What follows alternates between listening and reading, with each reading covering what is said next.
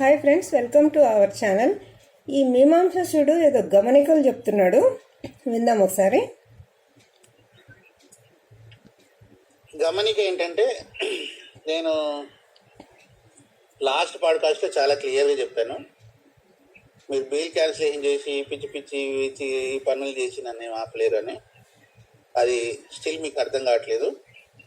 నేను Monday free అయిపోతున్నాను. హైకోర్టులో నాకు మళ్ళీ బెయిల్ వస్తుంది. కాకపోతే సుప్రీంకోర్టుకి వెళ్తాను. దానివల్ల నష్టమే, ప్రాబ్లం ఏం కాదు నాకు.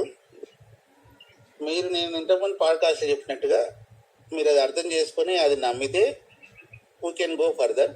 నమ్మకపోతే మీ కర్మ ఎవడేం చేయలేదు. దానికి విన్నారు కదా ఫ్రెండ్స్, ఇన్వెస్టర్స్ అందరూ అంట వాడిని ఆపలేరంట.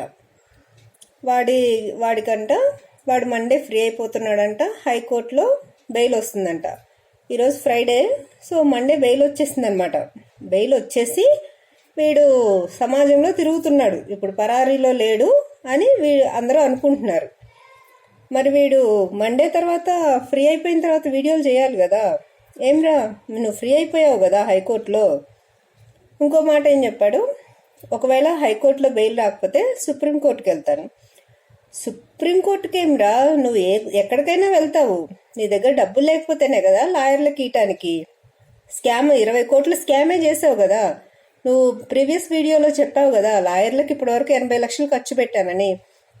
80 లక్షలేమి 8 కోట్లైనా ఖర్చు పెడతావు. నువ్వు చేసిన స్కామే 20 కోట్లు ఉంది కదా. సో నీ దగ్గర డబ్బులు లేకపోతే కదా ఏ కోర్టుకైనా వెళ్ళటానికైనా, లాయర్లను పెట్టుకోలేకపోవటానికైనా.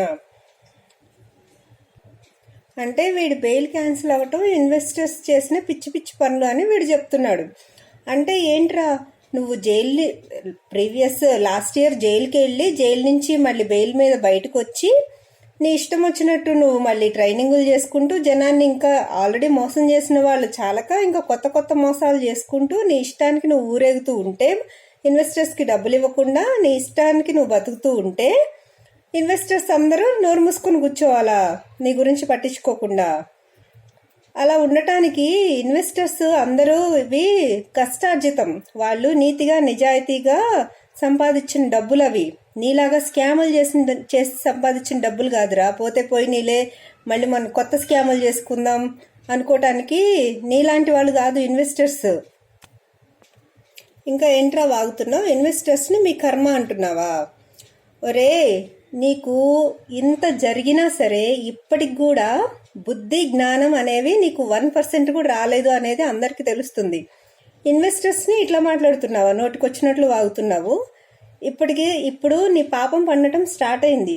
ఇప్పుడు డిసీజెస్లో స్టేజెస్ ఉంటాయి కదా, అట్లాగా నువ్వు ఇప్పుడు స్టేజ్ 1లో ఉన్నావు. నీకు ఇంకా ఫర్దర్గా చాలా స్టేజెస్ ఉంటాయి. ఇంకొక విషయం ఏంటో తెలుసా, ఇన్వెస్టర్స్ అందరూ ఎవరి పని వాళ్ళు చేసుకుంటూ ఇంకా మొత్తం కాన్సన్ట్రేషన్ ఏం పెట్టలేదు నీ మీద. ఈవెన్ 0.001% కూడా నీ మీద కాన్సన్ట్రేషన్ పెట్టలేదు ఎవరు. పెట్టకపోతేనే నీ బతుకు ఇట్లా ఉంది ఇప్పుడు. ఎందుకంటే అందరూ ఎవరి పనులు వాళ్ళు చేసుకుంటున్నారు. ఎందుకంటే వాళ్ళు ఎవరి ఫ్యామిలీని వాళ్ళు పోషించుకోవాలి కదా. నీలాగా స్కాములు చేసి కూడబెట్టిన డబ్బేం లేదు కదా. నీకు, నీ పెళ్ళానికి, నీ పిల్లలకంటే నువ్వు స్కాములు చేసి ఆస్తులు కొనిపెట్టి తిని కూర్చుంటున్నారు. జనరల్గా తిని కూర్చునే వాళ్ళని పంది కుక్కుల్లాగా తిని కూర్చుంటున్నారు అంటారు. కానీ నేను ఆ మాట వాడట్లేదు ఇక్కడ. ఎందుకంటే మిమ్మల్ని పంది కుక్కులతో పోలిస్తే పంది కుక్కులకి అవమానం. పంది కుక్కులు అనేవి అవి ఆహారాన్ని అవి సంపాదించుకొని అవి తిని ఉంటాయి. వాటి వల్ల నష్టమేం లేదు ఎవరికి. మీలాగా వేరే వాళ్ళని మోసం చేసి ఇట్లాగా కొన్ని ఫ్యామిలీస్ని ఏడిపించి వాళ్ళ ఏడుపు పోసుకొని ఇట్లా బతకవు తిని.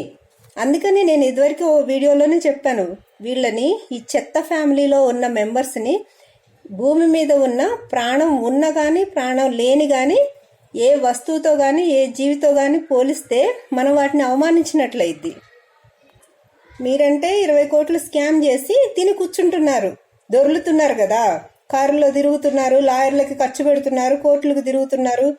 ఇన్వెస్టర్స్కి అట్లా కాదు కదా, వాళ్ళ ఫ్యామిలీని వాళ్ళు పోషించుకోవాలి కదా. అందుకని వాళ్ళ పని వాళ్ళు చేసుకుంటూ చాలా చాలా చాలా తక్కువ పట్టించుకుంటున్నారు నిన్ను.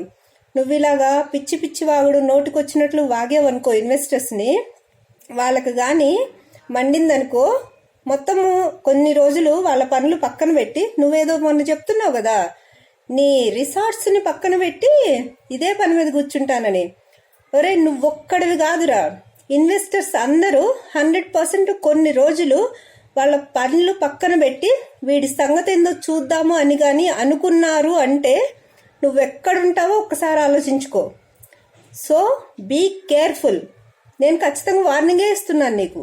నువ్వు మొన్న ఏదో వీడియోలో అంటున్నావు కదా నేను ఎవరికి వార్నింగ్ ఇవ్వట్లేదు అని. నేనైతే ఖచ్చితంగా నీకు వార్నింగే ఇస్తున్నాను రా. ఒళ్ళు దగ్గర పెట్టుకుని మాట్లాడు ఇన్వెస్టర్స్ గురించి మాట్లాడేటప్పుడు. Thank you friends.